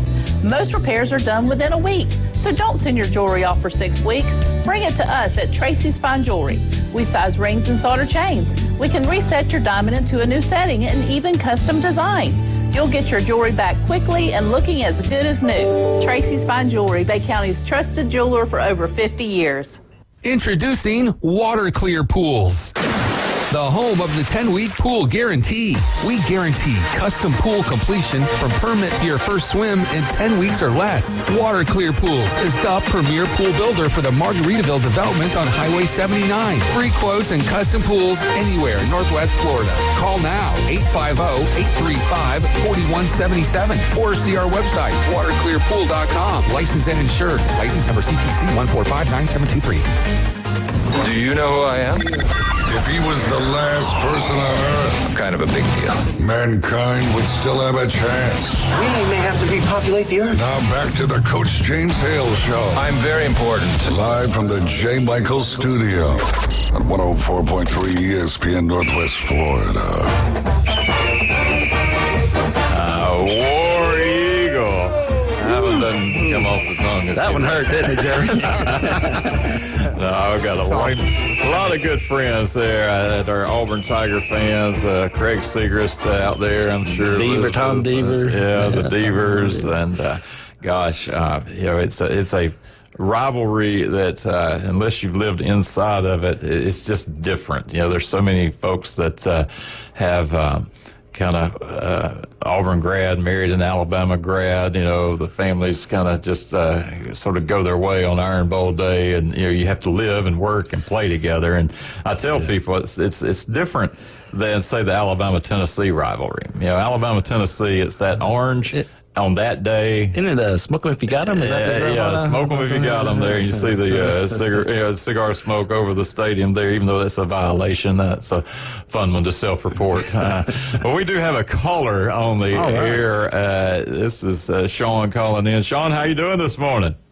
How you guys doing there today? We're doing well. And where are you calling from today? The van, my delivery van at my work. So you're out on the road here. You on the beach side or PC? Yeah, the beach. This is Sean Fanucci. Ah, yeah, Sean. I recognize the voice now there. So. I didn't tell the gentleman to answer the phone my last name because nobody can handle pronouncing it, so I just go with Sean. But how's the traffic out there? Oh, it's like normal beach traffic. It's not too bad to get to work in the morning, but on the way home it about doubles my commute. Yeah. Who you got in the studio? Is Tommy in there? No, I got Frank alongside here. Hey, Sean. Okay, I couldn't tell. He sounds a little bit like Tommy, and I just heard. I only was listening just a minute or two before I got to a delivery in this area, and then on my short drive back to the warehouse, I called in. Well, good. I heard there was a tough loss in the Church League softball playoffs. No, we went farther than we went. We won the first and lost the second, and that's how pretty much we did all season. We went 1-1 most every night out there, and finished 8-8 in regular season. We finished 7-7, so we held true to form. Well, I was getting real-time updates from your wife there as to what the score was there, and oh, really? I was being told I need to get more NIL money for our ball team. We got to get some batting practice in as the first step. That'd be a huge help. Yeah, I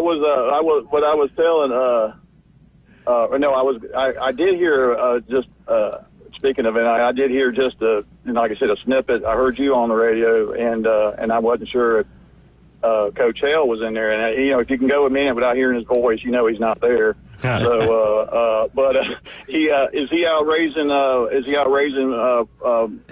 funds for the Alabama's NIL collective? Well, I don't know if he's raising any funds up there at NIL, but I do think he's on location trying to hang out with some of the upper brass of the SEC here at the Hoover. Oh, are they having their SEC meeting? No, just tournament stuff. I think. The baseball tournament. Yeah, I got you. Yeah, I saw a little bit of that last evening, but he's become a big fan of that event since I told him he needed to go see it, and he's kind of fallen in love with it. And it is a great environment. If you've never been up there to Hoover, it's one of those you want to put on your sort of bucket list if you like baseball, because all the teams are there. You've got multiple games through the day. Great little area too. Hoover, Hoover's great community there. So my sister lives in that area. One of my sisters lives in that area, and if I've been up there during the week of it or right after it, and they got signs everywhere. They could cut the grass median and put SEC emblem on it and around these, some of the, and I've never been to the SEC tournament there, but I've been to minor league games when they use that stadium. Of course, they built a new stadium in the last several years downtown in the warehouse downtown area. That's where I think what is their minor league affiliate name? Oh gosh, I forget now. Is it Birmingham Barons? maybe. Maybe Yeah. Barons. I think it's Yeah. still Barons there. So yeah. Yeah, And I of course- saw Michael Jordan play there when he was with the White Sox AA team. Yeah, and and he you got know- tickets. Yeah, It was that a little big deal. stint he then. had in baseball, yeah. Well, then you had the MLB game there, Rick Wood. So Birmingham has tried to hold its own with regard to baseball for sure. Yeah. Yeah. But anyway, well, one other thing, I won't stay on too long because I did get back here and need to, get back to work actually. But one thing I was going to say, because in the first part, you were talking about how expensive the tickets are. Because of this NIL is probably affecting, and how Tennessee had like a 10% talent fee added on to things like that. But I remember just, this may age me a little bit, but it wasn't too long ago that I could buy, this was before everything went digital, the tickets went digital. I could walk up to an FSU game, and that's my team, by the way. And, I know you guys can feel for me, I'm sure. But anyway, commiserate with my pain. But rough lesson. Anyways, I could walk up there, with my wife, or if I went by myself or whatever, and I could get a ticket for, this isn't too long ago. Like I said, before the tickets went digital, there'd be always people selling them, scalpers, or people holding up tickets that didn't have extra as they're walking in the stadium. And I could almost never pay face value for the ticket. You're talking about under $40. Yeah. I could get a ticket for $20 to $40 and you probably know that too from your games at times of going to games at different stadiums. around Jeremy's the got a South. great story about getting some tickets baseball tournament. Yeah. And you're right. It's just a different day. It has changed, and I don't think there's any putting that genie back in the bottle. And as long as people are willing to pay these prices, that tipping point. I'm not. Yeah.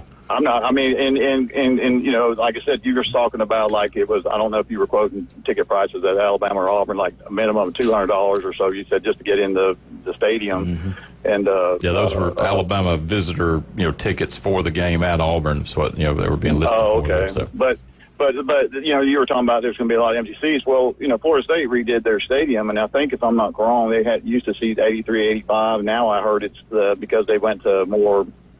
Instead of just aluminum bench, they have like your armrest and backs and all that. I'm looking forward to seeing it. That's going to be nice. Supposedly 73, I think, is the max capacity now. So I mean, shrunk it down. Usually you don't see a stadium. I've never seen a stadium go through an expansion or a renovation and lose seats. But I think they're looking into the future and realizing that 73 might be as good as we're going to ever get now, especially if we're going to start having to raise ticket prices. I think you want at least to be comfortable while you're sitting there having paid that money. So right, well. and just before I get off the air, I think I heard you were going to be there at that game. I thought I heard from an Alabama guy here that comes up here all the time, is one of our customers, and he's big and listens to the show. In fact, you may be listening, but I thought he told me, because I asked him, what time is that game? Do you know yet? And he said he thought it was like a 2 o'clock or 1 o'clock. 2:30 kick. 2:30? It has been set.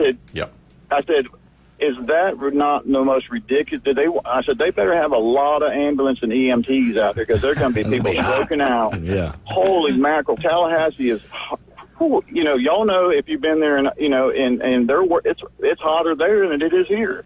And it'll be stifling. And there is no shade. A lot of stadiums like Florida and Alabama and Auburn, they may have those tiers. And if you can get up under, or like the Atlanta Braves stadiums, you can get up under a tier. Even in the daytime, you're in the shade. It's just nothing. It's just a bowl. It's just a bowl. It's kind of like Notre Dame's. It just tapers up. It just kind of scales up. There is, if you're in unless you're in one of those luxury boxes or those, which you probably I won't be there. I'm just going to go ahead and put that out there. General population. So you're going to be you and whoever you're with is going to be well supplied with sunscreen. Well, Sean, thank you for calling in. And you take care. Have a good day, and we'll catch up with you soon. Okay. Yeah, y'all have a good rest of your show. All right, you do the same. All right. All right. Bye. What we got, Wildcat? I thought you might take your break, and then we'll take. I've got another caller. Got another caller on the line. Let's go ahead here, and we'll take our break and come back with the caller on the line. And as we get ready for Memorial Day, people are making their way into town, and you can go visit Newbie and Newbies 2 for pool and darts and karaoke, 2 bars, 1 location here with the late evening into the night entertainment for you. Go check them out. And Wildcat, if Frank wanted to get something for his lovely wife, Shannon, Where does he need to go, and who does he need to see? I'll tell you what, I know exactly where to go and who to see, and you don't got to find any traffic to do it, and that is David Adamson Designer Jewelry, Highway 77 in Lynn Haven. Right now, you can take your jewelry and get it cleaned, get it inspected so you don't lose any of those precious stones, and that's all free. Of course, they've got a great spring selection, and for you guys out there that are going to propose to that special one-of-a-kind woman, they will build you a one-of-a-kind engagement ring, and they'll have it ready in 10 days. David Adamson Designer Jewelry, Highway 77 in Lynn Haven. All right, so now we got you in the good graces, Miss Shannon Wright there. So well, we'll be right back. ESPN 104.3 Northwest Florida.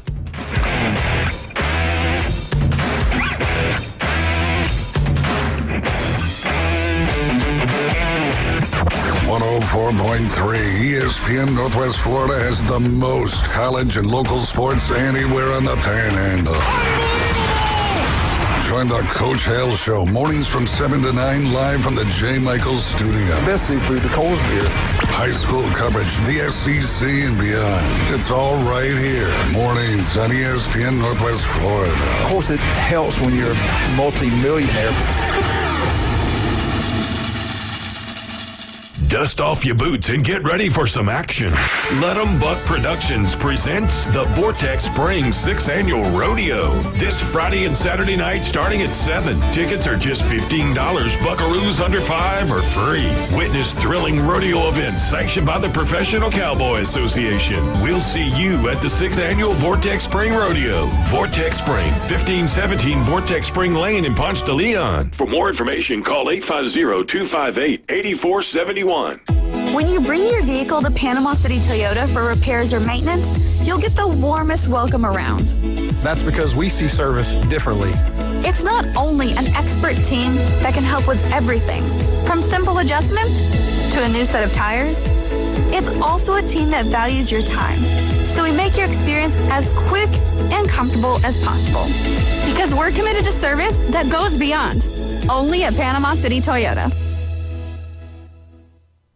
Northwest Florida Wrestling presents live professional wrestling at the Possum Palace. Saturday, June 7th in Wausau. Exciting men's and women's wrestling with a huge 20-man Royal Rumble. Doors open at 4. Matches start at 5 at the Possum Palace. Front row tickets $15. General admission $12. Kids 5 and under free. All proceeds go to medical expenses for Chase Henson. We'll sell you the whole seat, but you'll only need the air.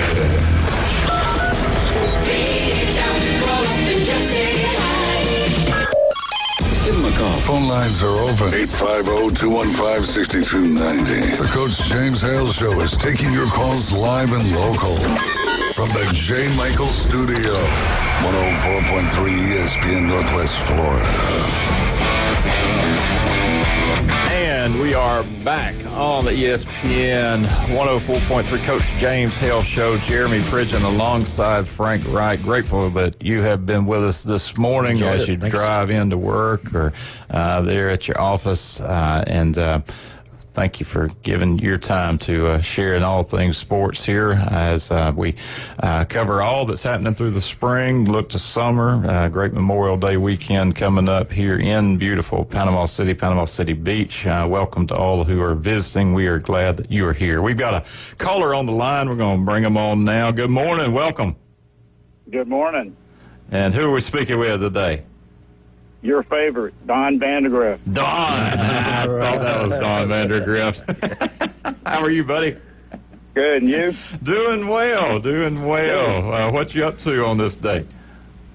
Well, I was going to give a shout out to my son, Josh Vandergriff, was elected to the athletic director of the year in Orange County the other day. Yes, sir. I saw that post, and I'm sitting here with Frank Wright, who you know well, and I saw all of this here, and I was going to give a shout out. We're going to talk a little bit about TK Vandy going into the break, and I was going to plug exactly what you're sharing. I was reading here, he's at Edgewater, but Don, I know you're extremely proud. Orange County Public Schools is the 8th largest school district in the nation and the 4th largest in Florida. And here he is, 2024-2025 Athletic Director of the Year. So congrats there to Josh. So now, he didn't have any sort of shaping or parentage that would lead him toward, that work, did he? Well, I guess he saw what I did at Jenks, so that was pretty easy, but no problem. But when he got the athletic director's job at Mosley, he really didn't want to be the athletic director because he didn't have no experience to speak of. So the next thing you know, he's that, and then he was there, and then this job opened up in Orlando. Actually, the principal there at the time met him in Niceville at a football game. How about and that? talked to him about him coming down there to Edgewater. And the next thing you know, hey, Dad, we're moving to Orlando. Wow. What? What the hell? Well, he has obviously made the most of the opportunity in that work, and I don't know that a lot of folks understand the AD role and what that entails. And you obviously talking with him here as he shared kind of some of that, and maybe from your own experience, what those listening might be kind of interested in learning as to what AD does. Yeah. In Orange County, they have 32 sports. So Edgewater has 32 sports. He's over all those, trying to hire coaches and so forth every year, and work with all the kids and so forth down there, trying to get them scholarships. And it's great to watch. A lot of times, kids that went through there, they're playing at Texas or playing at Ohio State or different places. That Orange County, I mean, it's kids walking the hallways out there, and there's athletes all over the place. You just have to pluck ones up and nurture them into the right direction. Mm-hmm. All the behind-the-scenes work that an AD deals with. I mean, you mentioned the coaching pieces. We're seeing, several high-profile retirements here just in, baseball in Bay County. That's just one sport here in our area. But you take 32, sports there. It has to be a near revolving door where you're trying to get the best for your school to be competitive in an ultra-competitive part of the state. Yes. So how much time does he spend, kind of perusing resumes or looking at, the high caliber talent? You mentioned that he was in Niceville and got the invite, for example. How much time are you thinking about, this person may be somebody we want to come after to enhance what we're trying to do here at Edgewater or any AD at any school? Does it ever stop? No, because they had Cam Duke, which was up here at Mosley High School coaching, also with Jeremy Brown. Got a job down in Orlando. Mm-hmm. And then when Josh went down there, then he tried to find other coaches. People want to move to Orlando for some reason. I guess Disney World and all that stuff down there. But, there's coaches, and a lot of the coaches now, they go down here, stay for a while, then they go off either to Georgia or Texas, coach where the money's at. Yeah. And so forth. That money talks also for coaches. So forth, because Florida's not one of the highest paid areas for coaches anyway. Well, and we've talked about the football coaches, along that 84 corridor in South Georgia, whether it's Valdosta or Thomasville or Bainbridge, you just go not too far from here, and the supplements are much higher. The teaching responsibilities, maybe lesser because the expectation is that you're there with the program. Yeah. Frank, I have one other shout out to a cousin of ours is on the Hobbs side, is Noah Zedeker. He won the Sherman the other day, last weekend. All right, congratulations there. So I was talking to broke the record. It was the record there after 98 years or 97 years, I guess it was. 11 under. So he broke the record with 16 under. Wow. So that record's been obliterated. Yeah. I don't think that's ever going to be broken. No. We don't have as many trees out here as we had before. Yeah, right. Well, that's very, very impressive there. I think I was 16 over on the first hole the other day. So yeah, yeah, that sounds about like me. I was talking to Rob Maddox, who was playing in the seniors, and I didn't hear how Rob finished up, but he said it was just a great weekend for golf there. But congrats, 16 under. That's blistering. Very impressive. Yeah. Yeah. I think it's like 150 golfers out here. They were parking all over the place. I'm sitting at right now in the backyard at the pool watching the floats go around. That sounds like a good plan. Got big Memorial Day plans? Yeah, unfortunately, yes. We're taking the whole family. We're heading to Alaska. Alaska. All right. Be a little cooler there. So when do you head out? Saturday morning. Saturday morning. Well, that's going to be a great time. Go cruise or you getting? Yeah, we're going to cruise. Going to fly. Eventually get into Vancouver and get on the Royal Caribbean and float around up there for a while. Have you done that one before? We've done we've been up there before, but on the Princess and a couple others. Norwegian, we've done that too. That is still on my bucket list. I've not gotten to Alaska. I've gotten to Hawaii. So I'm on this quest to see all 50, and I've got about 7 or 8 left. But Alaska is one of those, and definitely the most far-reaching. See the whales migrate. Yeah, up into Alaska. One time we went we went to Alaska and stayed up there for a week with another cousin. We got them all over the place. Anyway, we got tickets that flew from Alaska to Hawaii for $200 round trip. Nice. And we stayed there for the weekend. That's similar to what everybody leaves Alaska and goes to Hawaii for the weekend. They then come back on Monday and go to work. It's the strangest thing. I was over in Ireland in October, and we ran into several people from New York, and they're like, "Yeah, we just are here for the weekend. Flew in. But you don't think about it. But you go out to LaGuardia, just catch a short flight to Ireland, spend the weekend, head back home. It's a completely different way of thinking. So I thought you might have one more shout out for a granddaughter that graduated this week. You and I were together. Yeah. So. Yeah, Lainey. Lainey, that's right. Yep. Yeah. She's finally got out of there since she's been there since kindergarten. Graduate of University Academy, and she is Mosley bound. Yeah, the problem is the library is named after Judy, so every time she goes in the library, she sees that big sign Vandegrift. Long shadow there.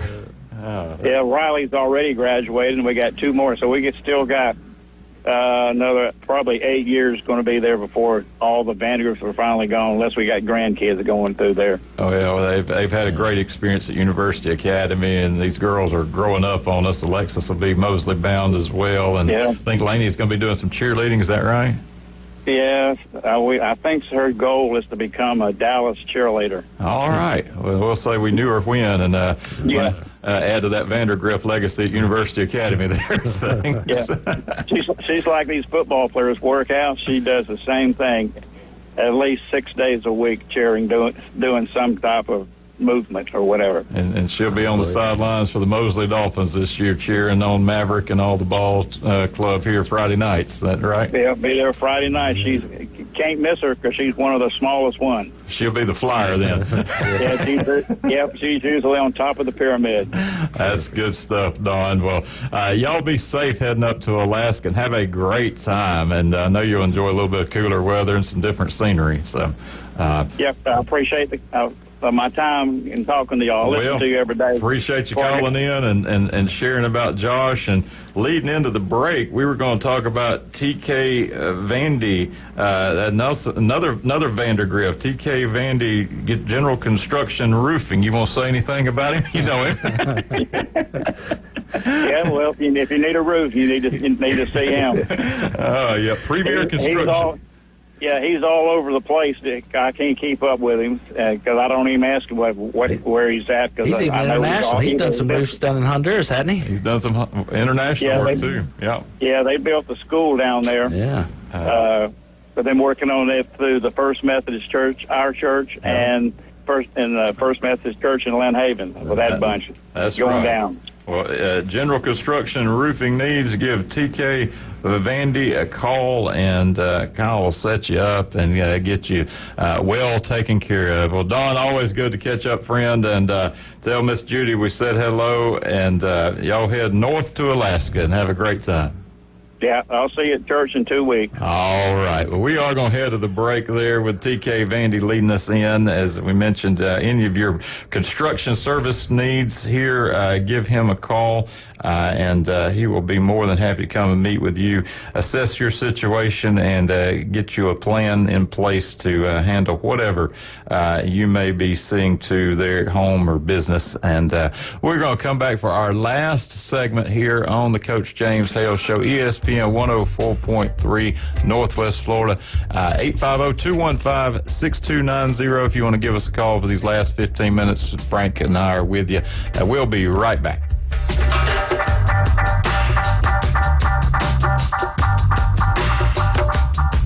This Memorial Day, 104.3 ESPN Northwest Florida honors our local heroes. A Panama City native, United States Air Force Senior Master Sergeant Sherry Lynn Olds served 20 years and died in the 1998 embassy bombing in Nairobi, Africa, while serving her country. Thank you for your service and great sacrifice. 104.3 ESPN Northwest Florida. Good morning. This is Joanna on ESPN Northwest Florida with your forecast on this Thursday. Some sun this afternoon and evening with a gentle breeze out of the south-southwest around 11 miles per hour, and look for the high to be 84. Tonight it will be clear skies with the temperature reaching 74 and a gentle breeze. Sunny tomorrow with a wind around 8 miles per hour and the high of 85. Saturday will have a high of 86 and sunshine. This weather is brought to you by Earthworks of Northwest Florida. Thank you for listening to ESPN Northwest Florida. Rely on it.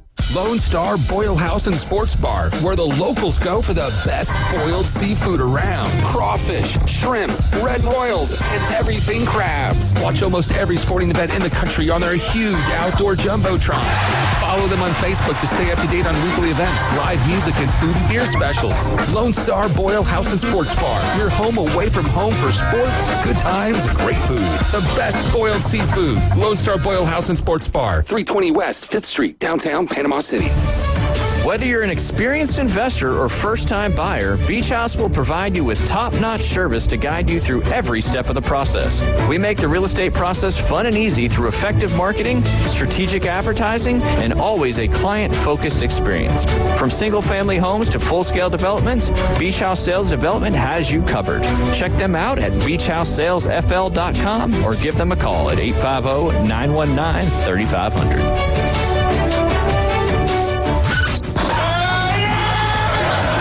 Don't know what his problem is. Quit calling, we're all hurting. But it's probably hard to pronounce and untreatable. That don't feel so good. The Coach James Hale Show is live and local from the J. Michael Studio, ESPN Northwest Florida. And we are back on the Coach James Hale Show, ESPN 104.3 on your radio dial. Jeremy Pridgeon in for Coach Hale alongside with Frank Wright. And appreciate you coming in, Frank, and being alongside as we've covered a lot of ground here. Last segment here, I want to kind of dip into the postseason for softball and baseball for the collegiate ranks. We've talked around it, but we really haven't gone through it. But the Super Regionals for the ladies starts today and will begin in Tallahassee with the Tallahassee Super Regional. The Red Raiders of Texas Tech out of the Big 12 come calling on the Atlantic Coast Conference and the Florida State Seminoles. First pitch will be at 6 o'clock for game one. It'll be on ESPN2. Tonight, you get the other regional that gets started. The Clemson Tigers will head to Austin and play Texas. So number 11, Clemson, number 6, Texas. So I really like Florida State at home here to take care of business. I also think Texas is going to handle Clemson and move on there. But looking at the rest of the Super Regionals, an interesting all-SEC affair in Gainesville. Georgia. Georgia went into Durham and won the Durham Regional, defeating Duke at home twice. And so they advance. It had been set up for Duke to play Florida. Georgia has spoiled it, and now we get Georgia-Florida there in Gainesville. The first pitch of that one will be at 10 o'clock tomorrow morning in Gainesville.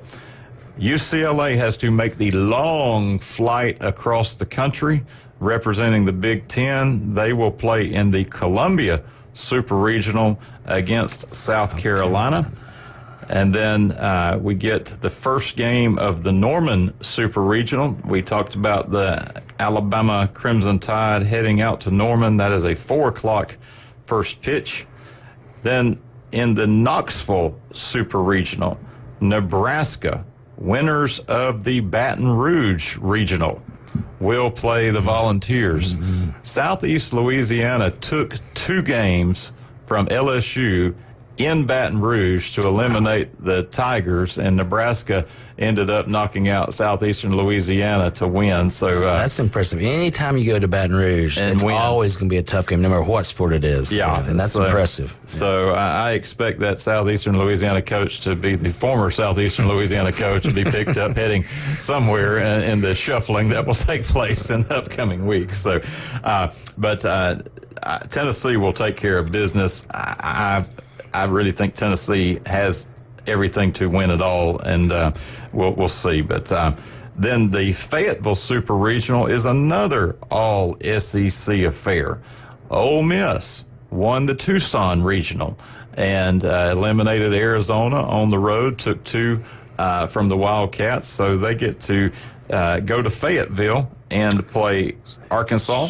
And then the Eugene Super Regional, probably the surprise of the whole tournament. Liberty, the Flames, went into College Station and knocked out the number 1 seed Texas A&M Aggies. Then they go to... That's why you play the game. That's right. And so they go to Eugene, Oregon for a best of 3 against the Ducks. So if you're looking at the breakdown, you've got... Texas Tech out of the Big 12, Florida State out of the ACC, Clemson out of the ACC, Texas SEC, Georgia and Florida are both SEC. UCLA gives the Big Ten a rep. South Carolina gives SEC a rep.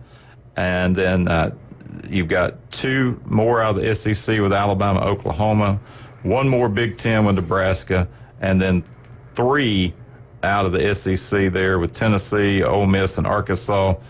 Liberty, have to see what conference they're in. I have to look that one up. And then Oregon out of the Big Ten. So great pairings here. If you love women's college softball, and it is a great sport to watch, y'all. It is fast. It moves. I mean, these ladies are throwing the softball at 70 miles an hour from 40 feet away.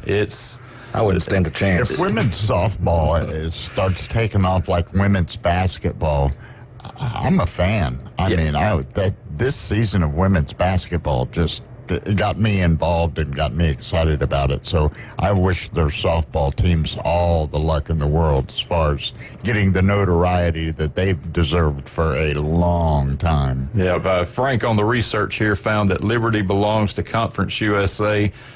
With all the realignment, I'm scared to say who's who these days. When Cal's Atlantic Coast,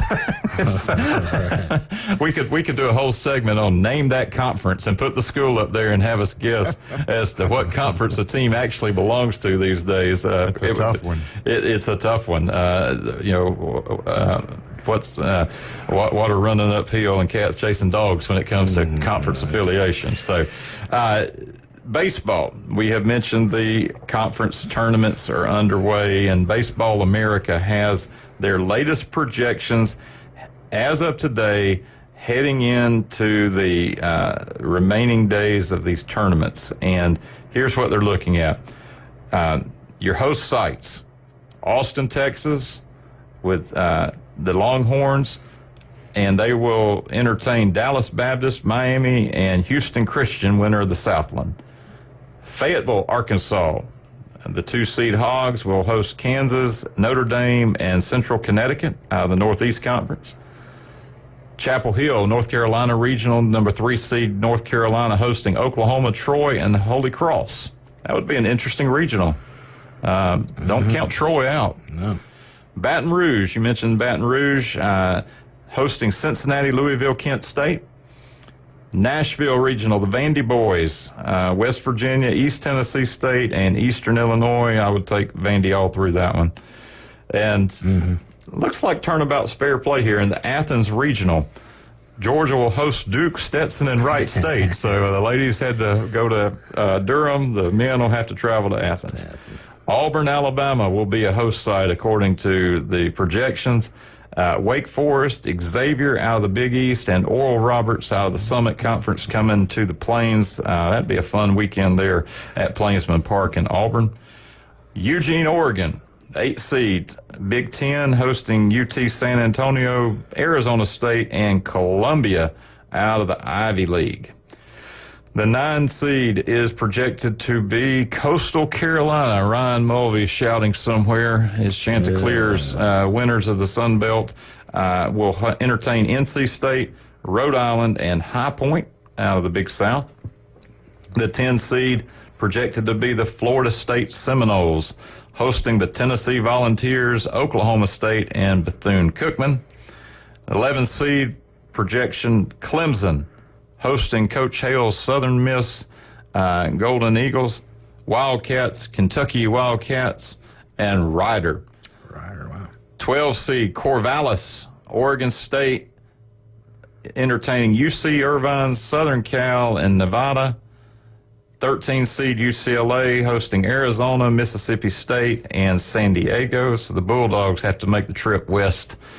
14-seed Ole Miss, entertaining Northeastern Kansas State and Bryant.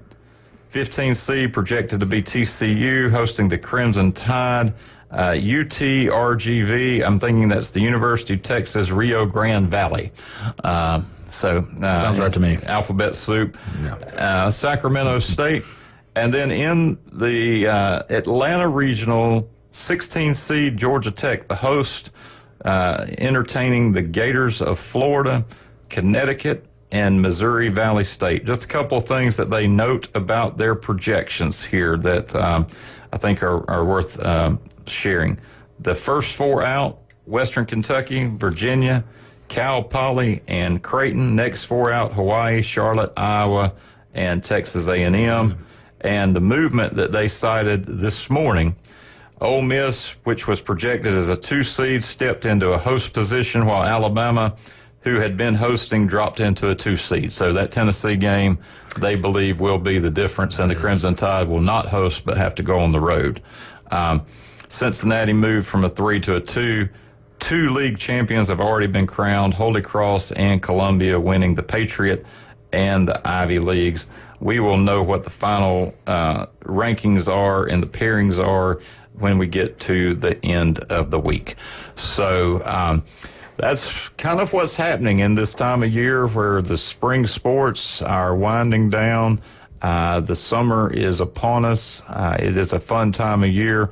Certainly want to congratulate all of our teams that advanced to the postseason. In baseball and softball, we are incredibly rich in talent at the prep levels. Arnold, Final Four appearance. Bozeman made an Elite 8 run in what arguably was the toughest region in all of Florida. And the North Bay Haven Lady Bucks, they came up short. Holmes County, champions in the rural division there. They had an incredible year. A few teams left out there, Pace, Niceville, Fort Walton Beach, still left on the few softball games to be played. So a lot of super regional action this weekend. tournament action this weekend. Also, plenty of opportunity to get out and enjoy the sun and the sand as we get into the Memorial Day holiday. Welcome to all of the visitors. We are glad you're here in Panama City. Frank, anything you want to share with listeners before we head out? It's been a great morning. Appreciate you having me on. Well, and we're going to look forward to hearing about that orange and green game with Mosley, and that is taking place at 6 p.m. tomorrow night, Friday night, at the Bozeman Field. Bozeman Field. So if you want an early look at those Mosley Dolphins and Maverick Wright, the Golden Toe, you will see him in action along with the 25 edition of the Dolphins getting a controlled scrimmage there up at Bozeman. Make sure to bring the bars and the towel, all the protein bars, Gatorade bottles, stuff to kind of help out the program there as we move through the summer with all the heat. All right, Wildcat, thank you for being on the board this morning, and we'll hope to hear from Coach Hale on location there in Hoover at some point. But it's been good to be with you. Have a great weekend. Have a great day, Northwest Florida. ESPN 104.3, the Coach James Hale Show, and we are out.